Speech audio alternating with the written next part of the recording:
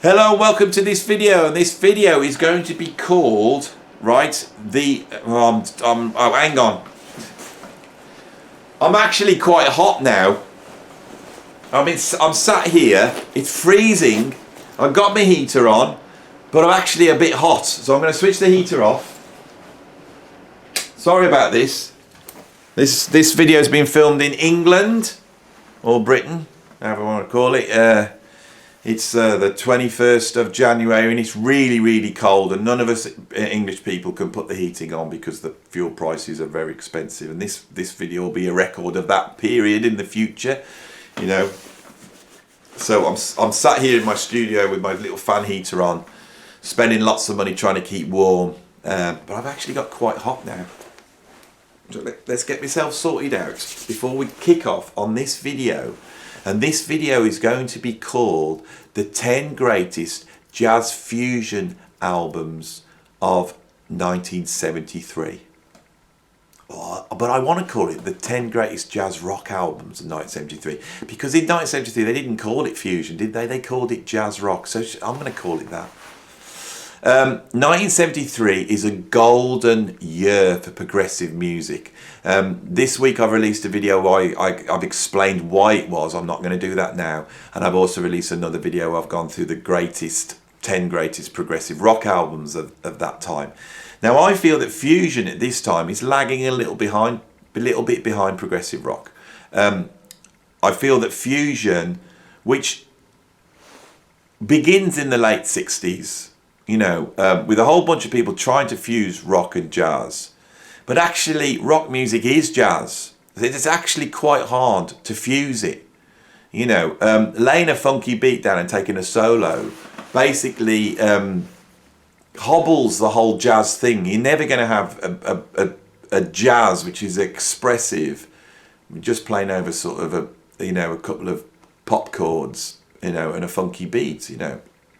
And that's the problem with early jazz fusion. Miles Davis comes in within a silent way and Bitches Brew, and he basically codifies it, and he, just by getting the right musicians in and pushing them in the right way, he develops a way of fusing rock and jazz which is also as expressive as actual jazz. That's his great innovation with those albums. Other people have done it. I think Frank Zappa's done it to some extent. Don Ellis has done it before him. Gary Burton. You know, it's happening. But what we have had happen is the sound hasn't been codified, right?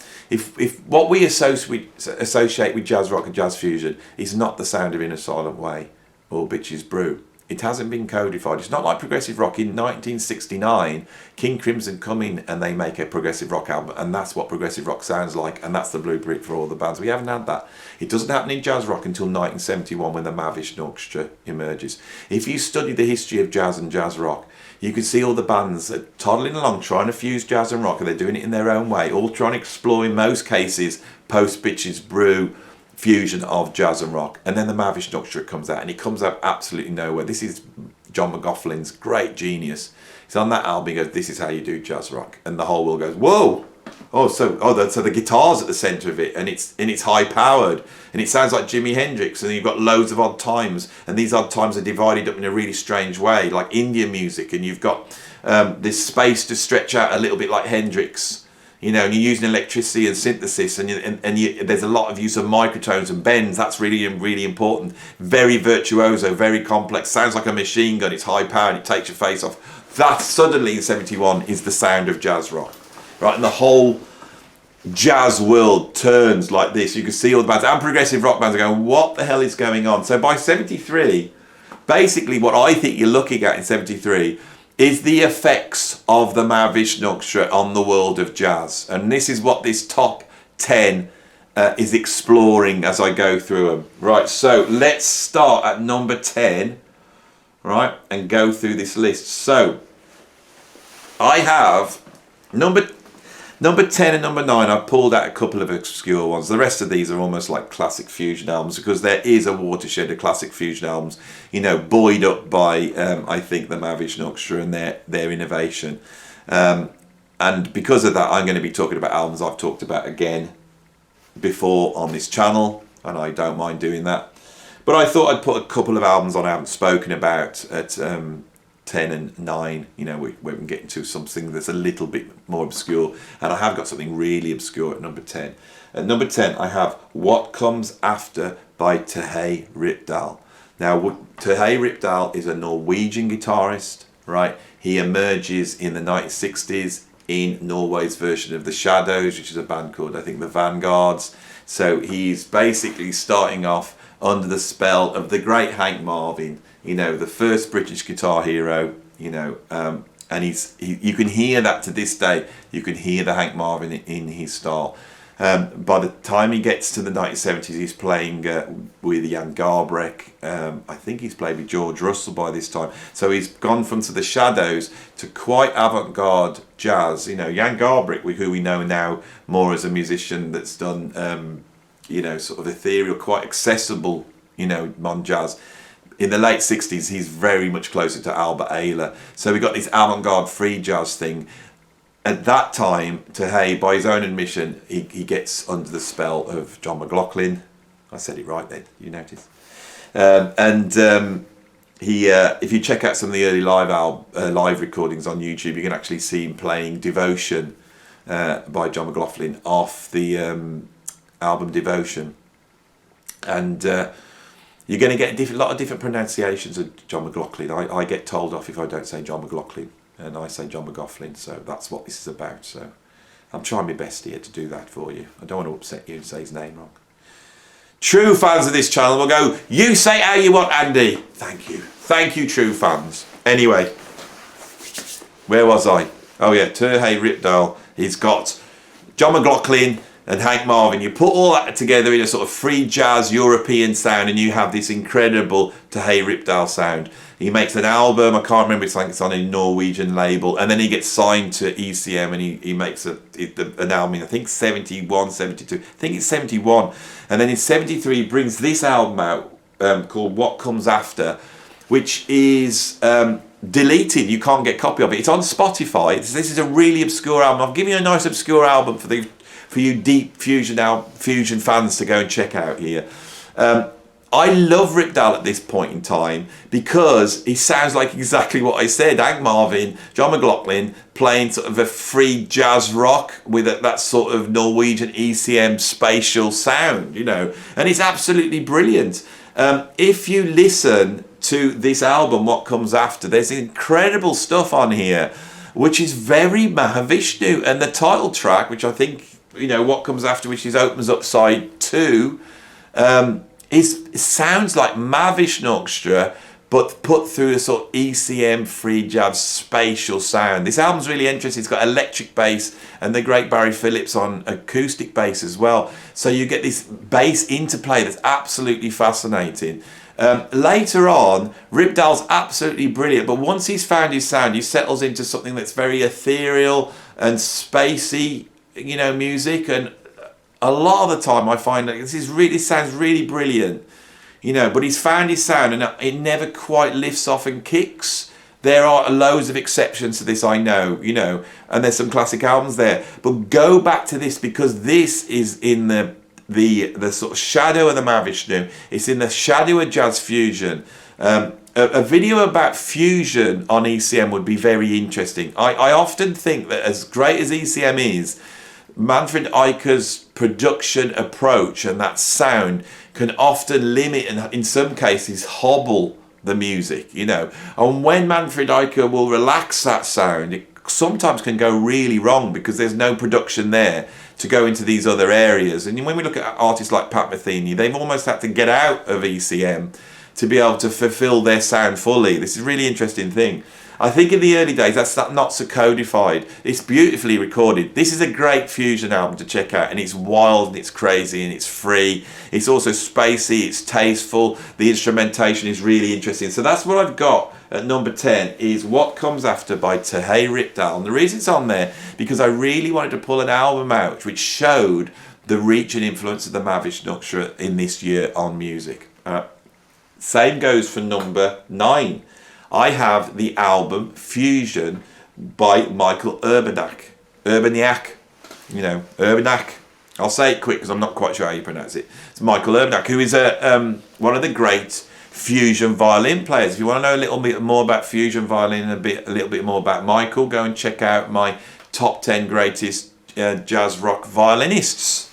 And I talk about him here. So what we have here is an album which you knowledgeable prog fusion fans are shouting at me, did it come out in 1973? You've cheated, it came out in 1974. No, it didn't. This album originally came out in 1973 called Super Constellation, and then Michal Urbaniak recorded one track in 1974 called Fusion, the title track, which was put on and it was repackaged and put out in 1974. But this album did find its release in 1973. It's really, really obscure. You will be able to listen to it on YouTube. It's going to be hard to track down a copy of Fusion by Michal Urbaniak. Super Constellation will be even harder to track down, and if you do track down, you'll only have the same album minus a track.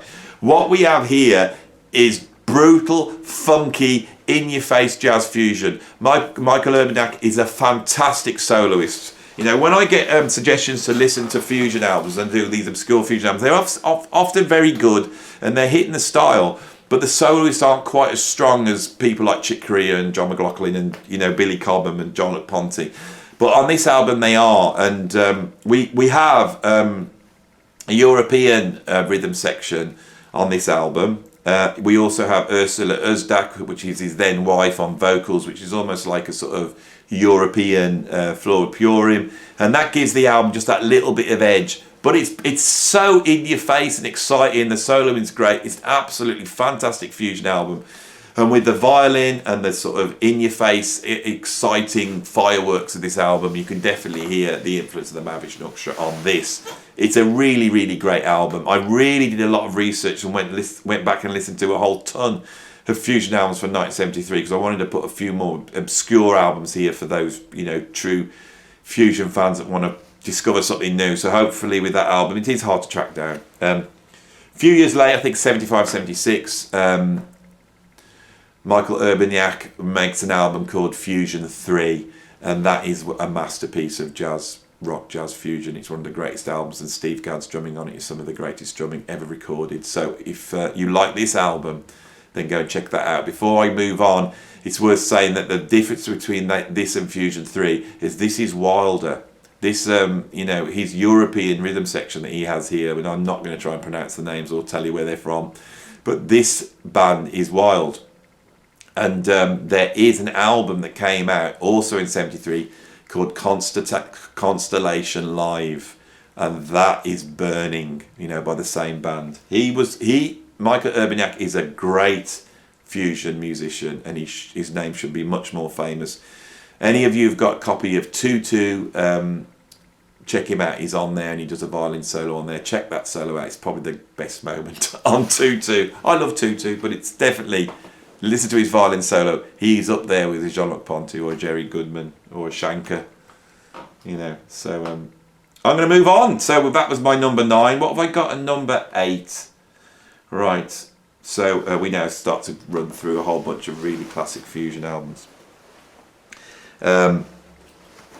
What we have in 1973 is a little bit different to progressive rock. When we listen to progressive rock albums in 1973, the genre is codified, everyone knows what they're doing, and they're pushing that genre to the limits. 73 is the point where they make the big statements. By 74, the genre is now looking around and go, what do we do next? Fusion isn't quite like that. As I said earlier, Mahavishnu Impact comes out in 1971. Whatever the other musicians are doing, they're going to be affected by that in some way. Everyone starts to make a shift in 1973, and what we're going to hear is either with these albums is the back end of musicians that are doing the last of their old way of playing before they join the commercial train, which is jazz rock in the 70s, or they've made the shift. One band that you can hear is at first influenced by Bitches Brew in a Silent Way, and then influenced by Mahavishnu, is Santana. Santana emerges the great big sort of San Francisco psychedelic rock band that fuses Latin jazz. They play Woodstock, they become one of the biggest bands in the world. They have a couple of hit albums, and then you know, Santana discovers Coltrane, Miles Davis, and then the Mahavishnu, and ends up sharing the same guru as John McLaughlin And so they make an album together in 1973 called Love, Devotion and Surrender. It's one of the great albums. If you are a Mahavishnu fan, then it's an essential purchase for you. It's in that period, because there's a period where John McLaughlin seems to have this deep spiritual and yet tortured period of music, which encompasses the Mahavishnu. And I need to do a video about this. I've talked a bit about John McLaughlin post Mahavishnu, but I also believe that he was searching for something with the Mahavishnu years through that period. He was searching for something, and I think he found it. And once he found it, his music changes. And I think for many John McLaughlin fans, Mahavishnu fans, they're not really interested in anything he did after 77, 78. Excuse me. So, Love, Devotion, Surrender is right in the middle of that period, in that Mahavishnu period. And on that we hear that darkness that we associate with the Mahavishnu Orchestra. And we also hear John McLaughlin in that twisted, distorted, post-Hendrix Coltrane guitar style that he was using in the Mahavishnu Orchestra. It's an uneven album for me. A Love Supreme, which is their sort of Santana meets Mahavishnu take on the track A Love Supreme by Coltrane, features some incredible solos as he swaps between, him and Santana. Some great playing. It's a little bit ploddy. It's very hard to do a cover of a Coltrane tune. Santana does it on the album Welcome, and I with the track Welcome, and I think that's a little bit more successful. On the album Welcome from 73 as well, there's another duet between Santana and John McLaughlin called Flame Sky, which is better, I would say, than some of the stuff on this album. But A Love Supreme I really like. It's really great. There's a couple of short tracks. I think we get Naima by Coltrane, which is a sort of double guitar thing, and we get a track called Meditations, and that's filler, and they're very nice tracks. The album closes off with a track called The Life Divine, which for me is one of the greatest moments of the Mahavishnu period. John McLaughlin, it's up there with any of the Mahavishnu tracks. It's got Billy Cobham on drums, and in some ways I would rate it higher than even some of the Mahavishnu tracks at that time. It's absolutely beautiful. Side 2 has got a great big long track which should be epic, and I think it's called something like Let's Go Into the House of the Lord. It's a traditional arrangement. I'm not sure whether that is the title. We'll soon find out. Anyway, but I was never keen on side 2 of this. There's some incredibly fast, in-your-face playing. The track is full out. It should be brutal. It should be the greatest moment, and for some people it is. For me, it just sort of sits there a little bit flat. But side 1 is fantastic, and Life Divine is one of the great moments, and it really represents the Mahavishnu at their prime, because of course this album sold millions. If you go into the top 20 jazz albums of all time and look at the sales, this is in there. I think it went to number 4 in the charts, in the American Billboard charts, sold millions of copies. So this is the moment where Mahavishnu is really hitting the mainstream. Love, Devotion, Surrender. So that's what I've got at number 7. At number 6 I have Sweet Nighter by Weather Report. Weather Report is a band that was consistently fronted by Wayne Shorter and Joe Zawinul, 2 of the greatest musicians in jazz history, and both geniuses. Joe Zawinul was a visionary. Joe Zawinul is the guy that really supplies the compositional structure and sound for Miles Davis for In a Silent Way and Bitches Brew. So when he leaves and he forms Weather Report and carries on exploring the areas that are on Bitches Brew, he hasn't taken that from Miles Davis. He is a part of that sound. Joe Zawinul is a European musician. There's so many European musicians that are so important to the history of jazz rock, and the way they bring in the elements of the folk forms from where they came from into a jazz rock sound makes them unique, and that's the case with Joe Zawinul. His first solo album from 71, Zawinul, is absolutely incredible. I prefer it to the first Weather Report album. But by 72, they start to develop a sound which goes on from the sound developed on Bitches Brew, on I Sing the Body Electric. In 73, they bring out Sweet Nighter. And this is where they move from what we could call electric jazz to fusion.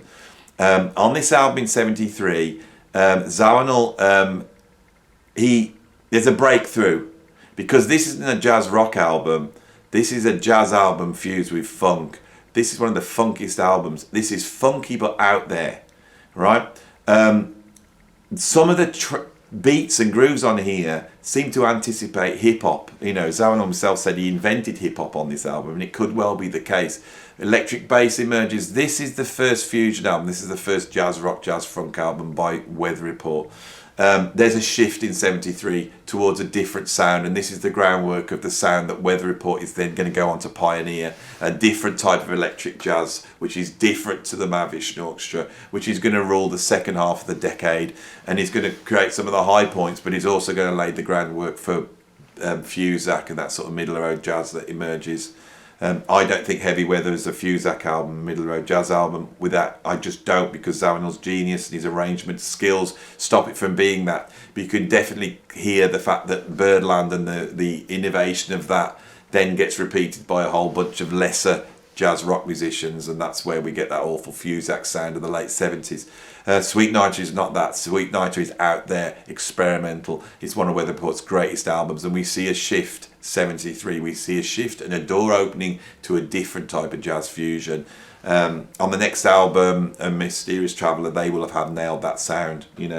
How much that was motivated by not the sound of the Mahavishnu Orchestra, but the success of the Mahavishnu Orchestra, where jazz musicians were basically getting a little bit of pressure from their label to do something that was a little bit more accessible.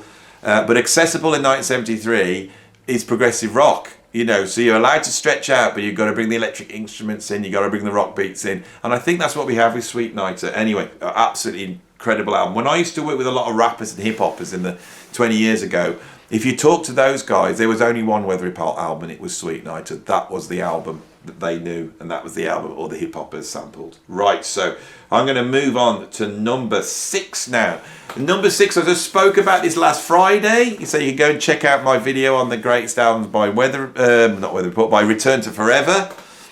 Number 2 on that list was Hymn to the Seventh Galaxy. Right, here is a really good example of fusion being formed.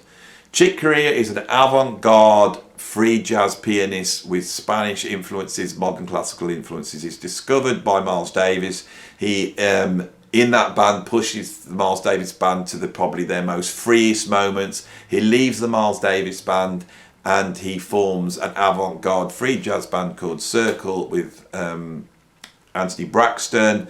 Nobody listens to these albums. It's obscure, it's weird. Then he becomes a Scientologist, right?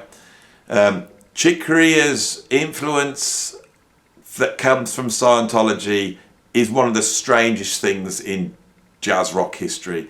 And then Stanley Clarke, he takes a very young Stanley Clarke into the band, forms a sort of Latin jazz group called Return to Forever. He hasn't heard the Mahavishnu Orchestra at this point. He's finding his own way towards commerciality, buoyed up with some of the beliefs that has come from him, from his Scientology sort of background that has suddenly emerged.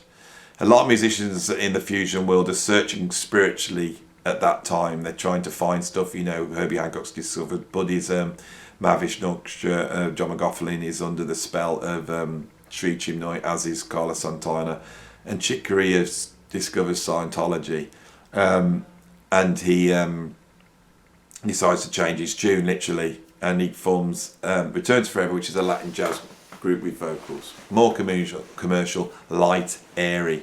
Then he hears the Mahavishnu Orchestra and he makes an about turn. And in 1973 he comes out with a band which is Chick Corea's take on the Mahavishnu Orchestra. It's like Mahavishnu Orchestra shot through Spanish Latin jazz sound with elements of modern classical composition in there, which makes them sound more proggy than the Mahavishnu Orchestra. Hymn to Seventh Galaxy is, in Chick Corea's catalogue, his heaviest, most brutal album that he's ever made. Really buoyed up by the genius of Bill Connors. Bill Connors, is a young guitarist brought in under the spell of John McLaughlin, and he's so fiery and out there. A few people on my video have commented that they prefer Al Di Meola, because of course Al Di Meola is controlled and virtuoso, and it's much more in the sort of progressive jazz rock sound that Return to Forever tend to follow. But it was interesting. I made my number one album, Romantic Warrior, and a lot of people came in and just said, this sounds like cheesy prog, overindulgent, twee. I was surprised that many people were pointing to the brutal heavy metal energy of Hymn to the Seventh Galaxy, and there's a part of me that feels the same way. This is an incredible album. It's interesting that in much the same way that happened with the Electric Band when Scott Henderson joined it in 1986, Bill Collins could not take the Scientology aspect of the band and he jumped ship. Al Di Meola seemed to not mind it so much. Stanley Clarke became a Scientologist. Lenny White, I don't know what his opinion about was this. If you really want to hear the true horror of Scientology and its influence on music, where it really is truly at its most worst, check out the L. Ron Hubbard album Space Jazz. One of the followers of my channel sent me a link, so I can't remember who you are, but thank you for that. I did go and listen to it. It is truly the worst album ever made, and I cannot believe that the worst album ever made in human history has Stanley Clarke and Chick Corea on it. I cannot believe that the guy that was playing piano on Bitches Brew also made an album as awful as Space Jazz. It's so bad, I may do a video on it. I was so impressed. I never thought I would hear an album where I'd be able to say objectively this is the worst album ever made. It doesn't matter. If you put a bunch of ferrets, right, strapped to electric guitars in a room for 4 weeks and let them run around making abstract sounds, that would be if that's going to be that's going to be good anyway, but that's going to be way better than Space Jazz. I cannot see how human beings could possibly conceptually make an album that bad. You have to work, you have to have some stupid bogus ideology behind you to make something as truly awful as Space Jazz. Let's move on.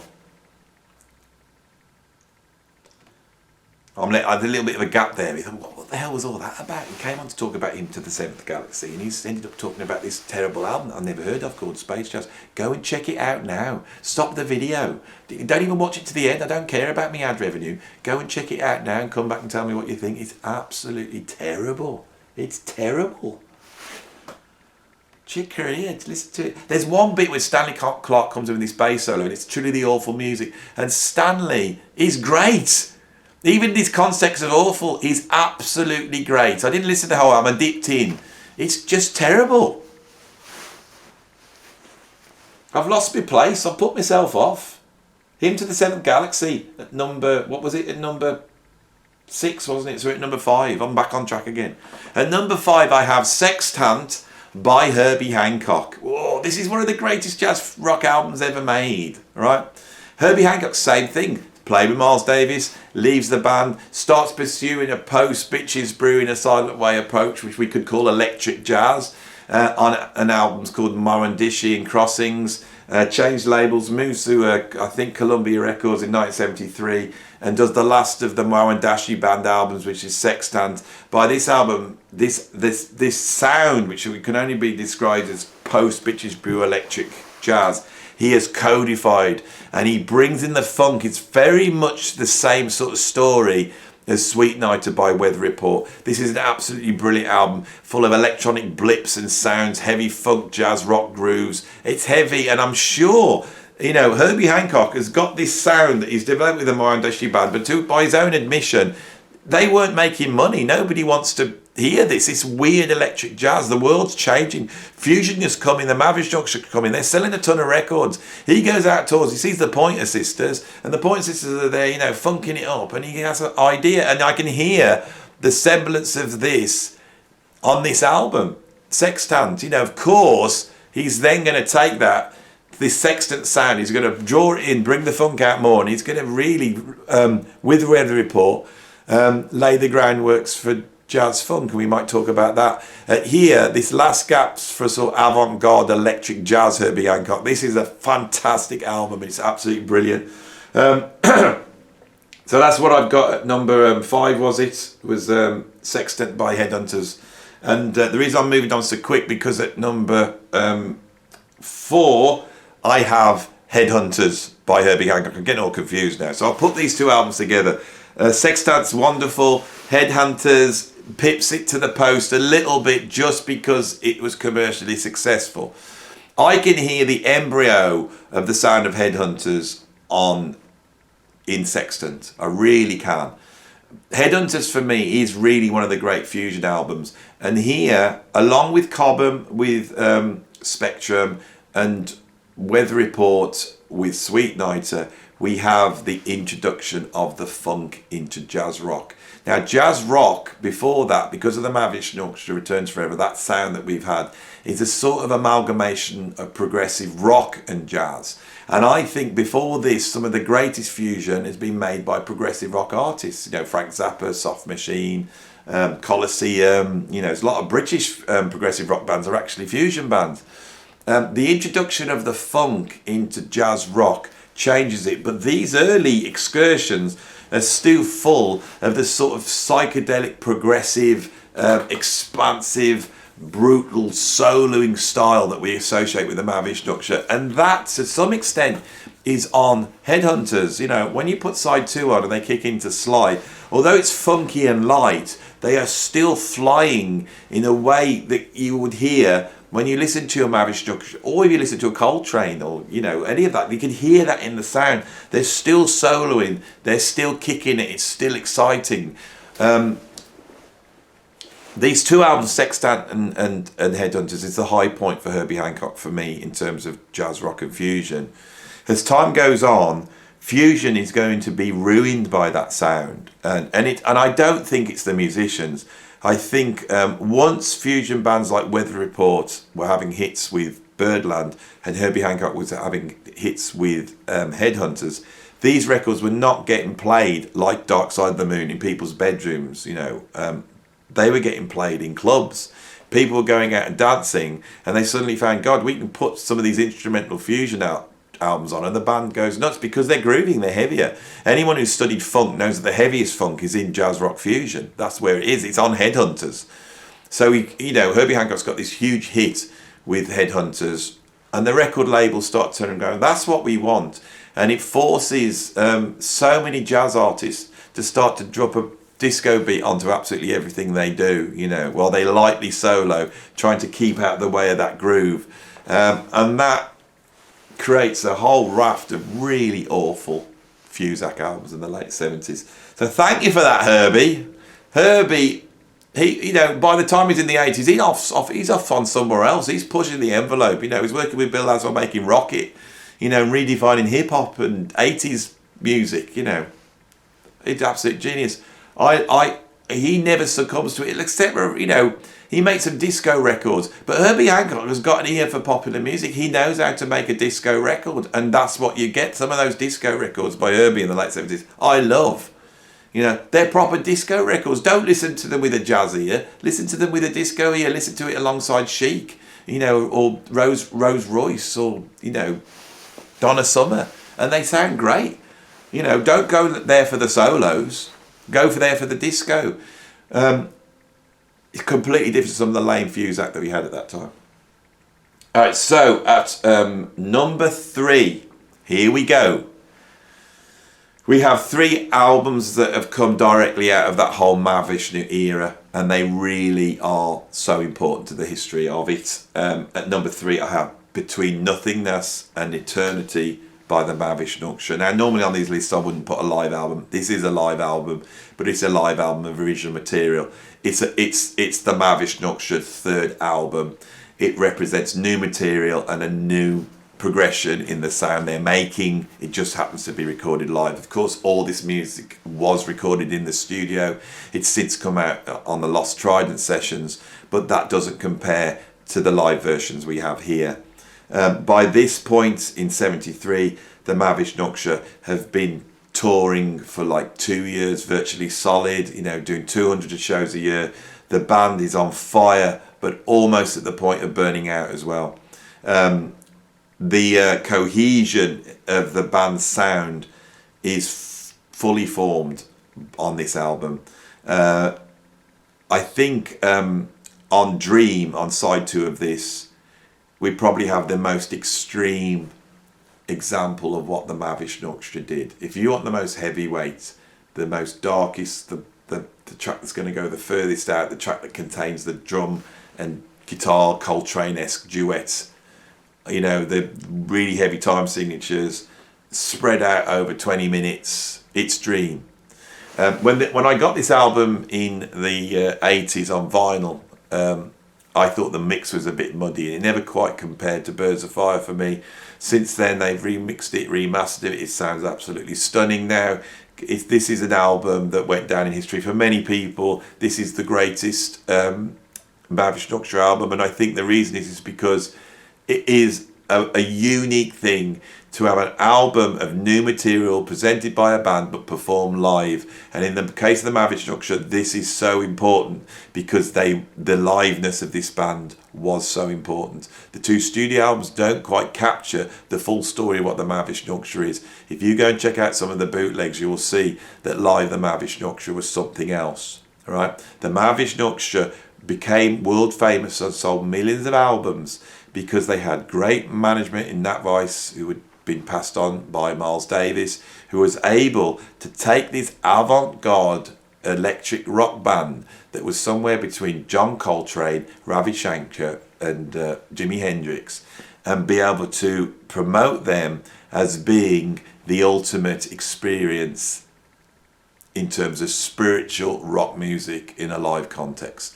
People went to those gigs to have their mind blown, and the way they did that was by putting them against other acts. You know,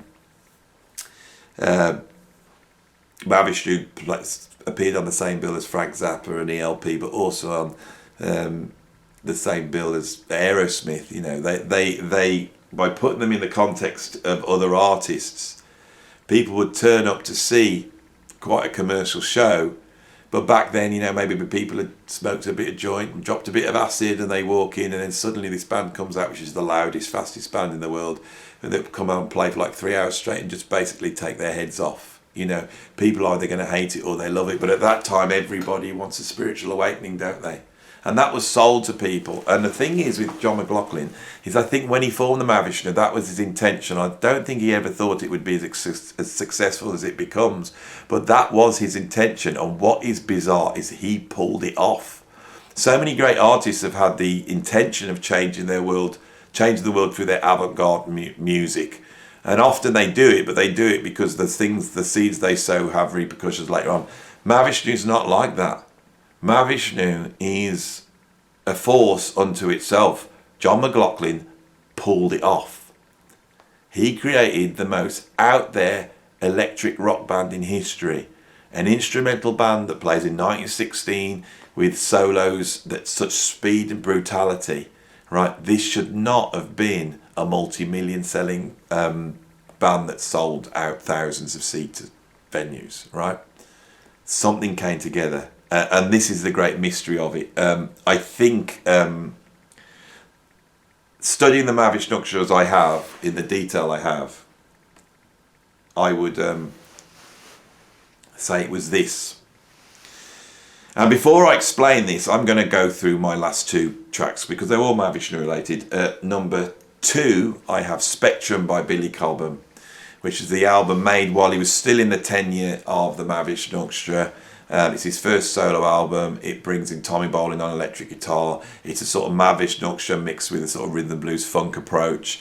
It's an absolute classic album. It contains tracks which are sort of electric rock quartet with Jan Hammer on keyboards, Lee Sklar on bass, Tommy Bolin guitar. But you also have an sort of expanded sort of brass sound on tracks like Spectrum, you know, which he then expands out later on the albums that come in after this, ones like Crosswinds, Total Eclipse.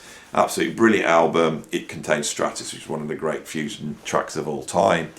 And at number 1 on my list, I have, of course, Birds of Fire by the Mahavishnu Orchestra, that was, I think, recorded in 72, released 1973. And this is the next stage on from their first album, In a Mountain Flame. On this album, they now have the sound, and that's augmented by two things. Billy Cobham finally has the big double bass drum Fibes kit with that resonant kit rather than that dry kit sound he has with single bass drum on the first album. So we have this big kit sound with the double bass drums, and we have Jan Hammer with the Moog, mini Moog sound, where he can now emulate the sound of the violin and John McLaughlin's guitar. Right, so these three albums for me that came out in '73 are really codifying the sound of jazz fusion. So I'm now going to get back in and tell the story from the way I see it, sort of bringing in these three albums in. So John McLaughlin emerges in the London session scene in the early 60s. That scene is so important for the development of rock music. You know, he's on the same circuit as people like Jimmy Page, Eric Clapton, Jeff Beck, later on Jimi Hendrix, Jack Bruce, Ginger Baker. He actually has a band with Jack Bruce and Ginger Baker. So he's at the cutting edge of rock music as it's developed. He understands rock music, right? At the time when nobody really knows what rock music is. American bands don't know what rock music is. You know, The Doors and Love, they're pursuing something else. It's like psychedelic San Francisco hippie music. But if you want to know where, you know, electric blues meets, you know, rhythm and blues meets rock with jazz experimentation, that's happening in London. It emerges with Jeff Beck in the Yardbirds. It emerges with Clapton with the Blues Breakers. It emerged with John McLaughlin with the Graham Bond Band. Then we have Cream come out, and then the Jimi Hendrix Group. McLaughlin is in the centre of that, but he's not a blues boom musician. Right, I'm going to have to put my heater on at this point. It has now dropped in temperature. So you're going to hear a noise now. As I put my heater on, I'm trying to get a bit warm. I've got to be warm to tell you this story. So John McLaughlin is not that. He's also making his living on the session scene, playing with people like Petula Clark and Burt Bacharach, and he can't take that. He's a jazz musician. He goes over to Europe and he plays free jazz with Gunter Schuller. That is not his thing. Eventually, through a session he's done at Ronnie Scott's with Jack DeJohnette, he gets heard by Tony Williams. Tony Williams wants him to come out to the States to join a band that he's forming with similar ideas, where he wants to fuse jazz with rock. He wants to take the organ trio and basically take that sound, which is an electric sound, and try and play rock music with that jazz trio sound. That's going to be Tony Williams' lifetime. So he arrives in America in '69 to form the Tony Williams Band. The Tony Williams' lifetime is a seminal band in the development of jazz fusion. But of course, he also crosses path almost straight away with Miles Davis. Miles Davis recognises the talent of John McLaughlin and brings him in. And on In a Silent Way and Bitches Brew, and then later Live Evil and a whole host of albums, he uses John McLaughlin almost as his muse. John McLaughlin is not just another musician on those albums. That is borne out, but on Bitches Brew, there is a track called John McLaughlin, right?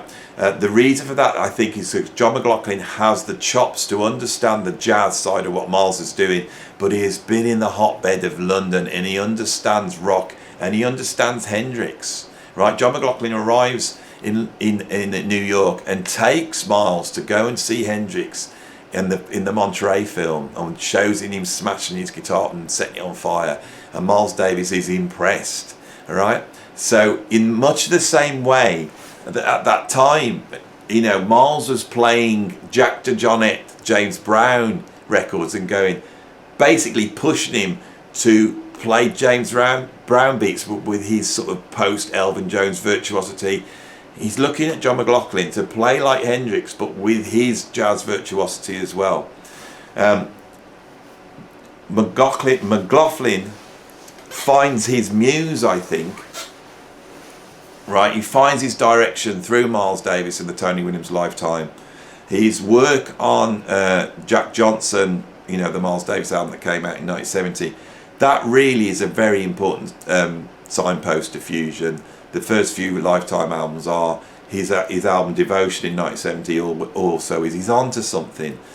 But he then forms the Mahavishnu Orchestra. Now, if you look at all that stuff, if you listen to the sound that McLaughlin's actually got, he's got the guitar solo style, which is somewhere, it's like post-Hendrix with jazz vocabulary. And he's got a way of chord voicing. He's got these dark, sort of Phrygian sounding chord voicings. That's what the sound McLaughlin has got. That's what you hear on Devotion. That's what you hear on Jack Johnson. The sound still is not codified. There's a couple of extra things that we need to create the Mahavishnu sound. One is the melodic Indian twisting melodies. We don't really hear those before the Mahavishnu. The other is the approach to time. It's an approach which is additive. So yes, people are playing in odd time signatures before the Mahavishnu, but Billy Cobham divides them up in a certain way. Rather than the whole thing is he doesn't divide time up. In Western music, you divide time. It's a divisive approach to rhythm. With Billy Cobham, he uses an additive, so he builds it up from like little, clusters of rhythms, which comes from Indian music. The Indian music thing is really important, and I think that one thing that never gets mentioned is that influence is coming in from all the musicians. Jan Hammer, who is a European musician, has arrived from Czechoslovakia in America at that time. He's got the gig with Sarah Vaughan. He's an out-and-out jazz virtuoso, but he's interested in Indian classical music just as much as John McLaughlin is. And he wants to be able to play those microtonic sounds. As soon as the Moog synth comes out, he is able to do that. But even before that, he's using effects to bend the notes on electric piano, right? That sound is really, really important to the Mahavishnu. Billy Cobham's influence from Indian music again, the way an Indian percussionist, like a tabla player, would create the rhythm out of additive clusters, 1 2 3 1 2 1 2 3 1 2 1 2 1 2 3, that type of approach, rather than going 1 2 3 4 5 tick a 1 2. Those two approaches. Cobham starts to break the time up in a new way. So when this band forms, and the Mahavishnu forms initially with just Cobham and McLaughlin, they're in a room together, experiment with this rhythmical structure. That's coming from Cobham. Jerry Goodman comes in, and he brings a sort of real Hendrixy sound. He was originally in the Flock. He brings in this Hendrixy sound. He brings in sort of fusion between folk music and classical music, and that's in Jan's sound too. He's brought a European folk music sound in. Jan Hammer describes his sound as country and eastern music, and that's really apt. So the point is here is the Mahavishnu sound is not a sound created by the genius solely of John McLaughlin. I can't say his name. John McLaughlin. Can I go back to say it the way I say it? It's put me off my video. Right, so the Mahavishnu sound isn't the product of John. It's the product of all the musicians coming in. Rick Laird, no one ever mentions him. Rick Laird is one of the great, jazz bass players. He's the house jazz bass player, a double bass player. In Ronnie Scott's in the 60s, he's played with everyone from Roland Kirk to Sonny Rollins. He's a full-on jazz player, and he is able to then also transfer that jazz virtuosity onto electric bass. But coming up in that scene, he's well aware of the way Hendrix has utilised the bass to lock the rhythm down, allowing the drums and the soloists to interplay in much the way as the Coltrane group did. And Rick Laird takes that approach. The Mahavishnu is the product of everyone, but they've inherited from jazz this approach where a musician comes in, he writes a chart, the musicians then come in and add all this stuff into it, but the composer credit goes to the jazz musicians whose session it was. The best example of this would be Jack Johnson by Miles Davis. McLaughlin comes into the studio, he plays his chord progression, right? That then becomes the track, and Miles Davis takes the credit for it. McLaughlin carries on in this form, but no one expects the band to have the success it's going to have. And this creates a friction which really colours the whole of the Mahavishnu. The Mahavishnu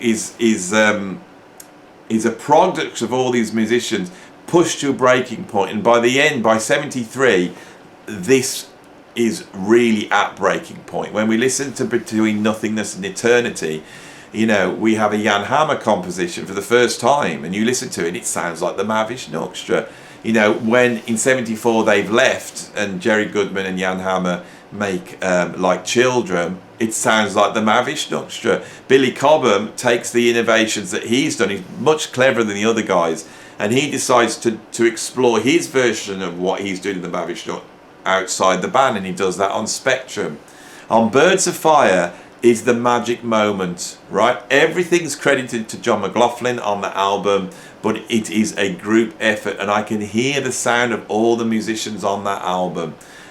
It's for me is the high point. The pure punk, visceral rock energy of the first album is undeniable. The shock of that sound, which is going to create jazz fusion on the first album, that is undeniable. But the sound of the Mahavishnu, which means the sound of jazz fusion, is codified and nailed on Birds of Fire, which I have at number 1 on this list.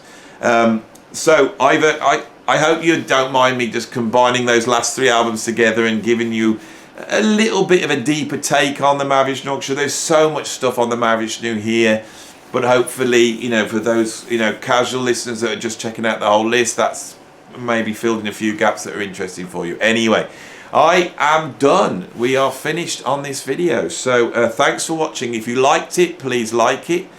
If you want to see more, then please subscribe and press the notification button. If you want to support me in what I do, please go over to Patreon. The link's down there, and check me out. I have just acquired this piece of kit. I've said this on every single video, so you know what's coming. I've just acquired this Technics turntable here. It's just coming. I haven't got it wired up yet, but at some point I am going, for the first time in 25 years, I will be taking some of these albums out of the sleeves and playing them. I haven't had a record player for 25 years. I've been carrying all these vinyl albums around with me for 25 years. Little did I know that they would become the backbone of a YouTube channel, and here we are. So if you want to hear me actually play some of these albums and talk about it, and, you know, play some of the famous tracks and have my opinion, but also, you know, dive into some of the weirder and stranger and funnier stuff that I have in here, then please pop over to Patreon, and I will be doing that as soon as I've got this stuff set up. So thanks for watching, and I'll see you on the next video. Bye.